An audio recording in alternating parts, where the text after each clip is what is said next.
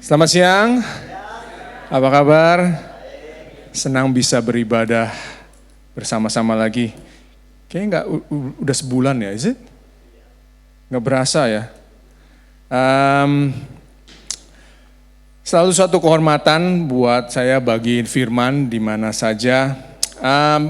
Saudara, bulan lalu kita melihat tentang gambaran-gambaran gereja yang Tuhan berikan di perjanjian baru. Kita sudah melihat gambaran-gambaran gereja sebagai tubuh Kristus.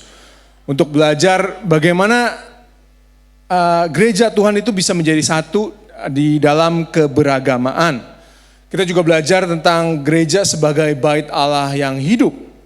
Untuk melihat the centrality and sufficiency of Jesus di dalam hidup kita pribadi dan hidup kita secara korporat di gereja. Dan saudara, hari ini kita akan belajar langsung dari Yesus.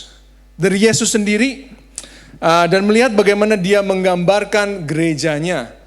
Bagaimana Yesus sendiri menggambarkan jemaat Tuhan. Jadi hari ini khotbah saya berjudul The Flock of God atau kawanan domba Allah. Sebab itu adalah gambaran yang Yesus berikan untuk kita semua sebagai gereja Tuhan. We are the flock of God. Kita adalah kawanan domba-domba Allah. Mari kita buka di Yohanes 10 ayat 1 sampai 5. Saudara bisa mengikuti follow along. Yohanes 10 ayat 1 sampai 5. Aku berkata kepadamu, sesungguhnya siapa yang masuk ke dalam kandang domba dengan tidak melalui pintu, tetapi dengan memanjat tembok, ia adalah seorang pencuri dan seorang perampok. Tetapi siapa yang masuk melalui pintu, ia adalah gembala domba. Untuk dia penjaga membuka pintu dan domba-domba mendengarkan suaranya. Dan ia memanggil domba-dombanya masing-masing menurut namanya dan menuntunnya keluar. Jika semua dombanya telah dibawanya keluar, ia berjalan di depan mereka dan domba-domba itu mengikuti dia. Karena engkau mengenal suaranya, tetapi seorang asing pasti tidak mereka ikuti. Malah mereka lari daripadanya karena suara orang-orang asing tidak mereka kenal. Demikianlah firman Tuhan. Mari kita berdoa. Bapa, kami bersyukur Tuhan, sekali lagi kami bisa berkumpul under your word. Kami berdoa Tuhan, kiranya Roh Kudus sendiri yang berbicara kepada kami. Sebab kami tahu Tuhan, hati kami begitu keras, pikiran kami begitu sempit. Tapi kami berdoa kiranya Roh Kudus sendiri yang membukakan, menyegarkan, mengencourage, menginspire us. Sehingga kami bisa hidup sebagai kawanan domba Allah. Dalam nama Yesus kami berdoa. Amin. Saudara, kita seperti domba. We are like sheep. Ya, domba adalah gambaran yang paling jelas yang Tuhan berikan untuk kita tentang gerejanya, tentang umatnya. Jadi domba itu adalah gambar yang paling jelas, saudara. Dan kita adalah domba. Kita bukan singa, kita bukan kuda yang kekar, tapi saudara dan saya adalah domba. Ya, saya nggak pernah lihat ada tim sport olahraga yang memakai maskotnya sebagai domba. Ya, saya nggak pernah dengar namanya Sydney Sheep atau Southern Sydney Sheep. Saya nggak pernah lihat, saudara. Karena emang domba itu adalah makhluk yang timid, ya. Mereka nggak punya apa-apa, saudara, untuk menyerang. Jadi kalau saudara punya tim sepak bola, nggak mungkin dinamain sheep karena tidak ada alat untuk menyerang. Dan domba itu juga pengecut. Ya, mereka nggak punya apa-apa untuk melindungi diri mereka sendiri, saudara. Dan domba itu, ya maaf kata, bodoh, saudara. Ya, mereka sering tersesat. Jadi saudara dan saya, kita adalah domba. Tapi yang menjadi kabar baik, saudara, Alkitab tidak hanya menggambarkan saudara dan saya sebagai domba, tetapi Alkitab juga menggambarkan Tuhan sebagai gembala yang baik. Dan itu adalah gambaran yang baik, saudara. Ya, gambaran gereja adalah sebagai kawanan domba Allah. That's why it's good news. Karena kita bukan hanya domba, tapi kita adalah domba-domba Allah. Ya, pertama-tama saudara, kita akan melihat konteks dari perkataan Yesus ini. Kenapa Yesus menggambarkan domba sebagai jemaatnya. Masalah yang Yesus bahas dengan perumpamaan ini adalah kebutaan rohani. Spiritual blindness. Ya, that's the problem yang Tuhan Yesus address in this parable. Karena semuanya adalah berawal ketika Yesus menyembuhkan orang buta. Ya, saudara bisa baca di pasal sebelumnya. Ya, Yesus menyembuhkan orang buta. Nah, setelah penyembuhan ini, orang-orang Farisi itu dihadapkan dengan satu pertanyaan. Siapa Yesus ini? Who is this Jesus? They had a problem with that. Karena on the other hand, ya, ada satu grup yang menganggapkan bahwa Yesus itu adalah orang berdosa. Karena Yesus menyembuhkan di hari Sabat. Mereka bilang, oh Yesus itu orang berdosa. Tapi ada satu grup dari orang-orang Farisi yang menyatakan bahwa nggak mungkin Yesus ini orang berdosa. Yesus ini adalah nabi, karena nggak mungkin orang berdosa itu bisa menyembuhkan seperti ini. So di dalam orang-orang Farisi, mereka mempunyai perdebatan, saudara. Mereka dihadapkan pertanyaan, who is this Jesus? Dan fun fact, saudara, tidak ada nabi lain di Alkitab yang menyembuhkan kebutaan. Right? Perjanjian lama semua nabi-nabi menyembuhkan banyak mukjizat, tapi nggak pernah kebutaan. Jadi pertanyaannya adalah siapakah Yesus ini? That was their problem, that was their dilemma. Who is this Jesus?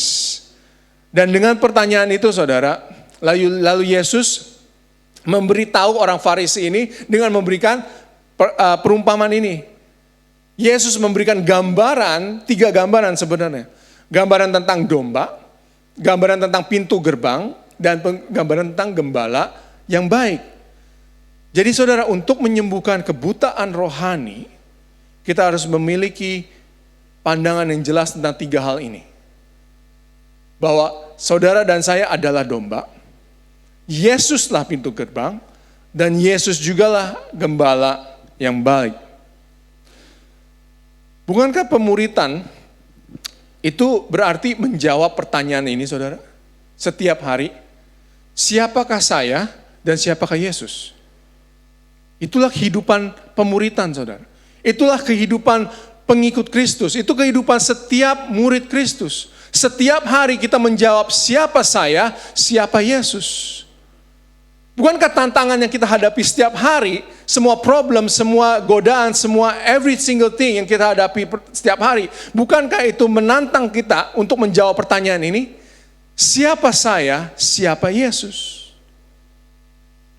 John Calvin berkata, the true wisdom consists in 2 things. The knowledge of God and the knowledge of self. Dia berkata, hikmat sejati itu terdiri dari 2 hal. Pengetahuan tentang Tuhan dan pengetahuan tentang diri kita sendiri. Friends, bukankah kita menjadi khawatir ketika kita lupa siapa Yesus itu? Bukankah kita menjadi takut ketika kita lupa siapa kita? Kita membuat keputusan yang salah ketika kita melihat Tuhan, melihat Yesus dengan cara yang salah. Itulah kebutaan rohani. Ketika kita melihat diri kita dan kita melihat Yesus secara salah. Ketika kita tidak melihat atau tidak dapat atau bahkan tidak mau melihat siapa Yesus itu sebenarnya dan siapa kita sebenarnya. Sometimes kita mix, right? Kita pikir kitalah gembalanya dan Yesus yang harus ngikutin kita. That's spiritual blindness. Jadi secara korporat, sebagai gereja, sebagai umat Tuhan, dan secara individual, kita perlu hidup dengan visi yang jelas tentang siapa kita dan siapa Yesus. Dan itulah yang Yesus jawab dengan perumpamaan ini, saudara. Jadi hari ini dari teks ini kita akan melihat 3 hal yang Yesus tekankan untuk menyembuhkan kebutaan rohani. Ya. Hal pertama yang penting untuk dipahami adalah to cure spiritual blindness is siapa Yesus itu. Dan melalui gambaran ini, the flock of God, poin yang pertama adalah Yesus adalah gembala baik yang berbicara. Next. Kita baca di ayat 3. Untuk dia penjaga membuka pintu dan domba-domba mendengarkan suaranya. Dan ia memanggil domba-dombanya masing-masing menurut namanya dan menuntunnya keluar. Saudara, bagaimana saudara menuntun orang buta? Dengan suara, bukan? Begitu juga dengan spiritual blindness. Ya, sama seperti orang buta mengandalkan pendengaran mereka, dalam kebutaan rohani kita, saudara, obatnya adalah mendengar suara Tuhan. To cure spiritual blindness, we need to hear God's voice. Dan yang terpenting yang dipahami tentang Tuhan adalah Dia adalah Tuhan yang berbicara. That's one thing yang paling penting, saudara. Dia adalah Tuhan yang berbicara. Dia adalah Tuhan yang menyatakan dirinya. He is a self-revealing God. Dia bukanlah Tuhan yang menyembunyikan dirinya dan kita harus mencari. Di balik awan-awan kita, Tuhan menyembunyikan dirinya. Tapi Dia adalah Tuhan yang self-revealing God. Dia ingin saudara mengenal Dia. Tuhan berbicara melalui Alkitab, melalui firman Tuhan. Setiap kali saudara membaca Alkitab, saudara bisa tahu siapa Dia. Siapa Tuhan kita, macam apakah Tuhan itu. Seperti apa Tuhan itu. Ya. Saudara bisa juga, Tuhan berbicara kita terhadap kita melalui keadaan saudara. Ya, kita bisa mengerti, belajar tentang siapa Tuhan di keadaan kita, kondisi kita, struggle kita. Dan juga Tuhan berbicara melalui umatnya, melalui gerejanya, melalui satu sama lain. That's why it is very important buat kita tidak mengambil keputusan yang besar seorang diri. Involve others. We need the wisdom of the flock. Tapi saudara, dari semua hal itu, yang paling terpenting adalah Tuhan berbicara jauh lebih jelas dan lebih keras dan lebih nyata melalui Yesus. Ibrani 1 ayat 1 sampai 2 berkata, setelah pada zaman dahulu Allah berulang kali dan dalam berbagai cara berbicara kepada nenek moyang kita dengan perantara nabi-nabi. Maka pada zaman akhir ini Ia telah berbicara kepada kita dengan perantaraan anaknya, yang telah Ia tetapkan sebagai yang berhak menerima segala yang ada. Oleh Dia Allah telah menjadikan alam semesta. Saudara, jika saudara ingin tahu seperti apa Tuhan itu, lihat Yesus. Kalau saudara pengen tahu Tuhan itu seperti apa, Yesuslah the perfect image of God. Ya, firman ini berkata Yesus adalah cahaya kemuliaan Tuhan. Kita mungkin tidak bisa melihat kemuliaan Tuhan. We cannot see the glory, but we can see the radiance. Kita bisa melihat cahayanya. Cahayanya itu adalah Yesus. Jika saudara pengen tahu siapa Tuhan itu, lihat Yesus. Jika saudara ingin tahu Tuhan itu macam apa sih? Tuhan itu seperti apa sih? Datang ke Yesus. Yesus adalah gembala baik kita yang berbicara kepada domba-dombanya. Dan Dia ingin menuntun kita keluar. God is a God who speaks and He's calling us out. Friends, sebagai domba, kita sering tersesat, amin. Ya, kita sering jalan sendiri, kita sering, kita sebagai domba bahkan kita tidak tahu kemana kita harus pergi. We are either confused, ya. We need a guide. Kita butuh pemandu. We need a voice. Kita butuh suara. Suara yang memimpin kita. Suara yang kita dengar and calls us out. Saudara bertanya, apa yang harus saya lakukan? Kalau saudara bertanya, pekerjaan apa yang saya harus kerjakan? Kalau saudara pikir, what words do I have to say? Apa yang harus saya katakan? Sebelum saudara menjawab pertanyaan-pertanyaan ini dan yang lainnya, ketahuilah kalau Tuhan itu adalah Tuhan yang berbicara. Pastikan kita dengar suaranya. Amin. Karena Dia memanggil kita dengan nama. Calls us by name. Itu poin yang pertama, saudara. Tuhan kita adalah Tuhan yang berbicara. Poin yang kedua, the church as God's flock adalah, the church itu adalah God's flock who listen. Gereja itu adalah sebenarnya kawanan domba Tuhan yang mendengarkan. Tahukah saudara, mengenal siapa Tuhan itu membentuk siapa kita. Mengetahui Tuhan berbicara juga mengetahui kalau kita adalah kawanan domba yang mendengar. Kita adalah kawanan domba-domba Tuhan yang mendengarkan suara gembala kita. Ayat 4 berkata, jika semua dombanya telah dibawanya keluar, ia berjalan ke depan mereka dan domba-domba itu mengikuti dia karena mereka mengenal suaranya. Saudara, seringkali ada 3 suara yang berbicara ke dalam hidup kita. Suara Tuhan, suara iblis, dan suara kita sendiri. Ya, seringkali setiap hari kita bangun dengan mendengarkan 3 suara ini. Dalam setiap masalah ada 3 suara yang menasihati kita. Ya, kita membuat keputusan pun karena kita mendengarkan salah satu dari 3 suara ini, saudara. Ya, contohnya, apa yang harus saya lakukan? Oke, what do I have to do? General, ya, either suara kita yang berbicara, ya berbicaranya, oh do whatever you wanna do. Lakukanlah apapun yang membuat kamu bahagia. That's my voice. Atau kita juga bisa dengar ada suara lain, suara iblis yang berkata, no. Lakukan apa yang membuatku bahagia. Atau suara Tuhan yang berkata, lakukan apa yang memuliakan aku. Tapi pertanyaannya, bagaimana kita bisa mengetahui suara Tuhan? Nah saudara, menurut pengalaman pribadi, ini pengalaman pribadi ya. So this is not scripture. Menurut pengalaman pribadi saya, lebih mudah untuk mengetahui suara iblis. Lebih gampang, saudara. Ya, kenapa?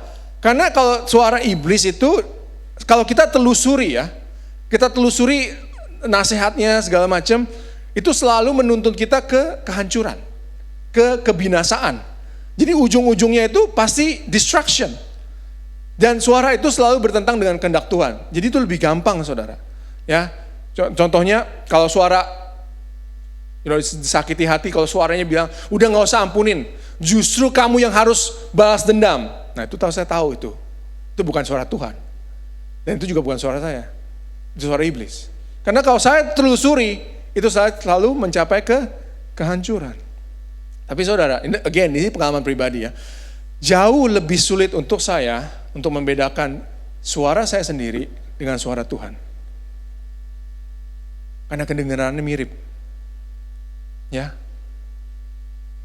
Tapi saudara, jika kita ingin menjadi kawanan domba Tuhan, jika kita ingin mengikuti Yesus, kita harus mengetahui suaranya.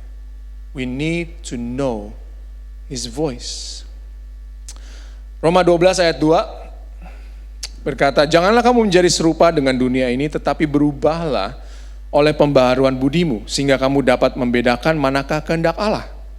Apa yang baik, yang berkenan kepada Allah, dan yang sempurna.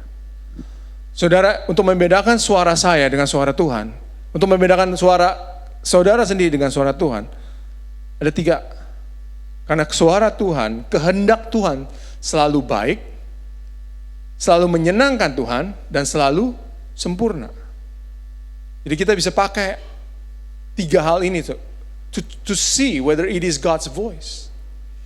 Contohnya pekerjaan. Ya, kalau saudara lagi bingung nyari pekerjaan, saudara mau pindah kerja atau enggak, pertanyaannya adalah pekerjaan mana yang harus saya ambil? That's the question of the day. Nah kita coba, ya kita bertanya, apakah itu baik? Of course. Ya Tuhan mau kita bekerja baik untuk ekonomi, kerja baik untuk keluarga, pekerjaan itu baik.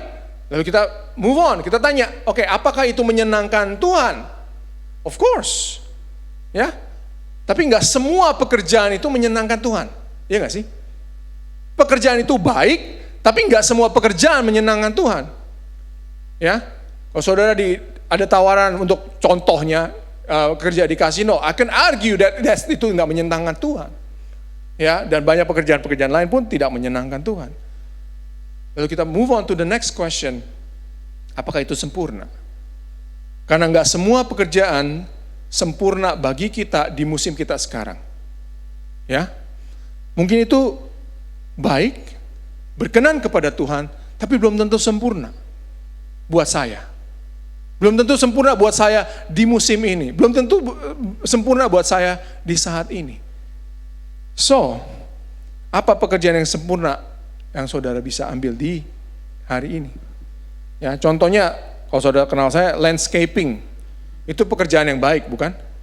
Baik, berkenan kepada Tuhan? Yes, to take care of God's creation.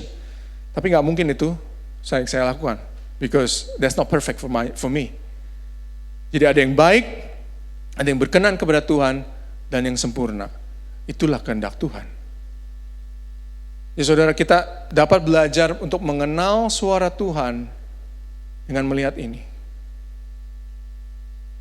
Untuk menemukan pasangan hidup dalam hubungan kita, dalam pelajaran kita, dalam kehidupan gereja kita, dalam kehidupan pribadi kita, dari setiap keputusan yang harus kita ambil. Pertanyaannya adalah, apakah itu baik? Apakah itu berkenan kepada Tuhan? Apakah itu sempurna? Gereja adalah kawanan domba Tuhan yang mendengar gembalanya. Kita mendengar suaranya, kita mengenal suaranya, saudara. Jadi mari kita belajar untuk peka terhadap suara Tuhan, karena Tuhan adalah Tuhan yang masih berbicara saat ini. Dan kita perlu menjadi umat yang mendengarkan Tuhan. Amin. Last point yang ketiga adalah the church is God's flock who follow. Gereja adalah kawanan domba Tuhan yang mengikuti, saudara. Ya, kembali di ayat keempat. Jika semua dombanya telah dibawanya keluar, ia berjalan di depan mereka dan domba-domba itu mengikuti dia karena mereka mengenal suaranya. Saudara, ultimately mengenal suara Tuhan bukan hanya untuk membuat keputusan yang baik. Ultimately, the goal untuk mengenal suara Tuhan itu bukan hanya untuk kita bisa membuat keputusan yang tepat, saudara. Tapi the goal untuk mengenal suara Tuhan adalah untuk mengikuti pemilik suara itu. Kita mengenal suara Tuhan untuk kita mengikuti Yesus. Ultimately, kita sebagai kawanan domba Tuhan mengikuti suara gembala kita. Amin. Kita mengikuti suara gembala, bukan hanya untuk mengambil keputusan. Seperti domba lainnya, kita pun sering tersesat. Ya, kita akan lari saat musuh datang, kita akan distracted, kehilangan arah. Kita akan membuat keputusan yang buruk. Kita akan membuat keputusan yang salah. Kita akan membuat keputusan yang bodoh mungkin di dalam hidup kita. Tapi selama kita mengenal suara gembala kita akan selalu dapat kembali kepada Yesus. Amen. That's why yang penting bukan hanya mengenal Tuhan untuk mengambil keputusan, tapi mengenal Tuhan untuk kembali kepada Yesus. Ada musim-musim di mana saudara akan mengambil keputusan yang salah, tapi selalu kenal suara Tuhan. He will bring you back. Pertanyaannya adalah, siapa yang kita ikuti? Who do we follow? You know, the danger, bahaya dari kita ngikutin orang adalah, bukannya kita cenderung mendengar suara yang tepat, tapi kita cenderung mengikuti suara yang kita kenal. Bahaya dari mengikuti adalah kita cenderungnya bukan mengikuti suara yang benar, tapi kita mengikuti suara yang kita kenal. That's dangerous.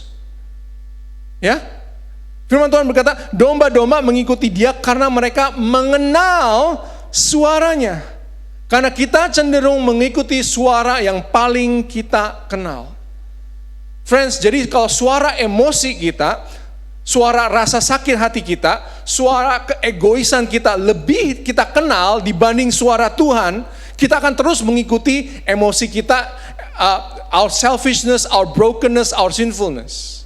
Karena itu suara yang kita paling kenal. Kita harus mengenal suara gembala kita. Amin. Karena the danger of following, kita selalu mengikuti suara yang paling kita kenal. Dan belum tentu suara itu suara yang benar. Jadi sekarang pertanyaan adalah bagaimana kita mengenal suara Tuhan. Ya, kita kembali ke Ibrani 1 tadi, Allah telah berbicara kepada kita melalui anaknya. Yesus adalah suara Tuhan yang paling jelas. Jesus is the clearest, the loudest voice of God. Jadi saudara, untuk kita mengenal suara Tuhan jauh lebih dari suara kita sendiri, jauh lebih dari suara rasa sakit kita, jauh lebih keras, lebih jelas dari suara masa lalu kita, kenalilah Yesus. Kita perlu mengenal Yesus. To get familiar with God's voice more than our own voice, we need to get familiar with Jesus. Ya, jadi sekali lagi ada 3 cara agar kita dapat mendengar Yesus lebih jelas dan lebih keras di dalam hidup kita daripada suara-suara yang lain. Yang pertama adalah Yesus sebagai teladan kita. Jesus as our example. 1 Petrus 2 ayat 21 berkata, sebab untuk itulah kamu dipanggil, kita semua, karena Kristus pun telah menderita untuk kamu dan telah meninggalkan teladan bagimu, supaya kamu mengikuti jejaknya. Ia tidak berbuat dosa dan tipu tidak ada dalam mulutnya. Ketika ia dicaci maki, ia tidak membalas dengan mencaci maki. Ketika ia menderita, ia tidak mengancam. Ketika ia menyerahkan kepada Dia yang menghakimi dengan adil. Friends, Yesus adalah manusia yang sempurna. Namun Yesus pun menderita. Yesus adalah manusia yang sempurna, tapi Yesus adalah manusia yang menderita. Jadi dalam penderitaan kita pun, kita harus mengikuti jejak Yesus. Friends, karena Yesus telah menderita, kita bisa mengikuti Yesus ketika kita menderita. Kita bisa mengikuti teladannya. Yesus tidak melakukan dosa. Yesus menunjukkan kita kepada siapa kita harus mengikuti. Ya, kita mengenal suara Yesus saat kita mengikuti teladannya. Dalam penderitaan kita lihat Yesus. What did Jesus do? Di dalam pengambilan keputusan kita bertanya, what would Jesus do? Di dalam dosa kita bertanya, what has Jesus paid on the cross for us? Karena Yesus adalah teladan kita. Dan yang kedua adalah cara untuk kita mendengar suara Yesus lebih baik daripada suara-suara yang lain. Yesus sebagai Tuhan kita. Jesus as our Lord. Ya. Ketika kita ada suara lain yang berbicara kepada kita harus tahu, saudara, kalau Yesuslah Tuhan kita. Dosa kita bukanlah Tuhan kita. Kebiasaan buruk kita itu bukan Tuhan kita. Emosi kita itu bukan Tuhan kita, saudara. Rasa sakit kita itu bukan Tuhan kita. Jesus is our Lord. Masa lalu kita bukan Tuhan kita. Our trauma bukan Tuhan kita. Kita tunduk kepada Yesus. Jesus is our Lord. Kawanan domba Tuhan mengikuti gembalanya karena Yesuslah Tuhan kita. Saudara tidak harus mengikuti emosi kita. Kita bisa tidak mengikuti emosi kita karena Yesuslah our Lord. We can not follow our desire because Jesus is our Lord. Our desire is not our Lord. Amen. Kita bisa bebas dari belenggu, trauma, sakit hati, unforgiveness. Because those things are not our Lord. Jesus is our Lord. Amen. Dan cara ketiga untuk kita bisa mencintai suara Yesus lebih dari suara lainnya adalah Jesus as our companion. Kita melihat Yesus sebagai pendamping kita. Saudara, Yesus adalah gembala kita yang baik. Gembala yang menyerahkan hidupnya untuk kita, domba-dombanya. Dan dia tidak meninggalkan domba-dombanya. He's our companion. Friends, ketika saudara mendengar suara yang salah, again, we will. Ya, kita akan tersesat, kita akan terhilang, kita akan, dalam bahaya. Ingat, selalu ada suatu suara yang memanggil saudara.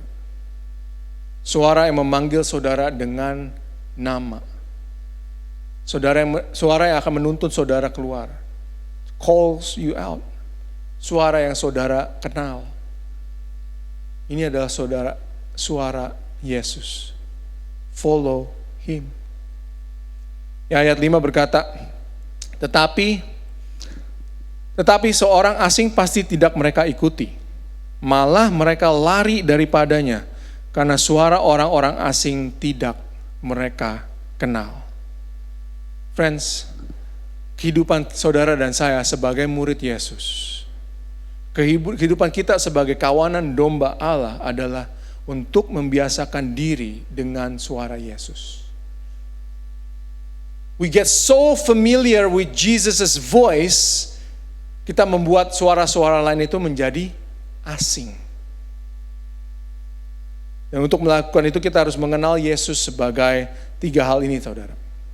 Ya, sekaligus Jesus as our example, Jesus as our Lord, and Jesus as our companion secara sekaligus. That's who Jesus is.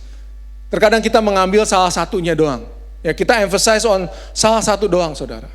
Dan itu kurang tepat. Ya. Untuk melihat Yesus yang sejati, kita harus melihat ketiga-tiganya di dalam Yesus.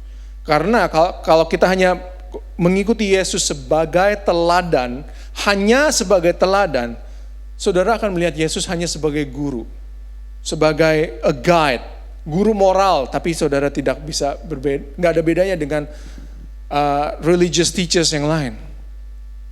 Kalau saudara hanya mengikuti Yesus sebagai Tuhan, ya, saudara akan melihat Yesus sebagai Tuhan, tapi bukan Tuhan yang dekat, bukan Tuhan yang berjalan bersama saudara, bukan Tuhan yang feel your pain. Jika saudara hanya mengikuti Yesus sebagai pendamping saudara, then He's no better than your best friend. Tapi saudara, begitu kita melihat Yesus, that He is our example, He is our Lord, He is our companion, itu kita bisa mengenal Yesus sebagai Tuhan yang memanggil kita, memanggil dengan nama kita untuk memimpin kita keluar. Kita melihat Yesus sebagai Tuhan yang mengasihi kita dengan menyerahkan nyawanya untuk kita, domba-dombanya. Dan kita bisa melihat Yesus sebagai Tuhan yang tidak pernah meninggalkan saudara dan saya. Dan kita melihat Yesus sebagai Tuhan yang memberikan kita hidup sepenuhnya. So, He sounds like a good shepherd, doesn't He? Amen. Let us know His voice, because He's our Lord, He's our companion, He's our example. Mari kita berdoa.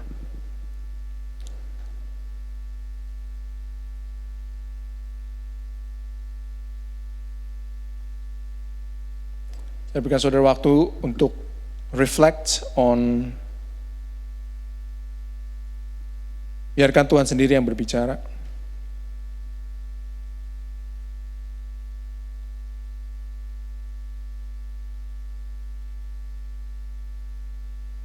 Who do you see yourself?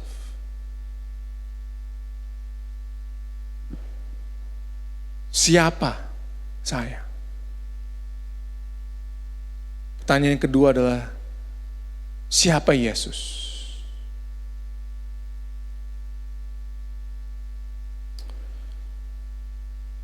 Ingat, Yesus adalah Tuhan yang berbicara, dan kita adalah domba yang mendengar dan domba yang mengikuti. Bapak, kami bersyukur Tuhan untuk hari ini. Kami bersyukur karena Engkau adalah Tuhan yang berbicara. Kau Tuhan yang berbicara kepada kami dahulu dan Kau telah masih berbicara kepada kami sekarang. Bapak, kami bersyukur untuk Yesus, the loudest and the clearest voice yang Kau berikan kepada kami. Lord, that we can hear Jesus, we can see Jesus. Dan kami berdoa, berikan kami kekuatan, berikan kami wisdom, berikan kami the humility to follow Jesus. Sehingga kami bisa mengenal suaranya. Kami juga berdoa Tuhan untuk suara-suara yang lain, the strangest voice in our lives, sehingga itu semakin hari semakin asing, dan kita mengenal suara Yesus semakin hari semakin baik. Terima kasih Tuhan, kami bersyukur sekali lagi untuk jemaat di Brighton. We just want to pray over them that we can be followers of Jesus, that semua bisa menjadi kawanan-kawanan domba Allah yang mengikuti Yesus, the sound of the Good Shepherd. Only in your name, Jesus, we pray. Amen.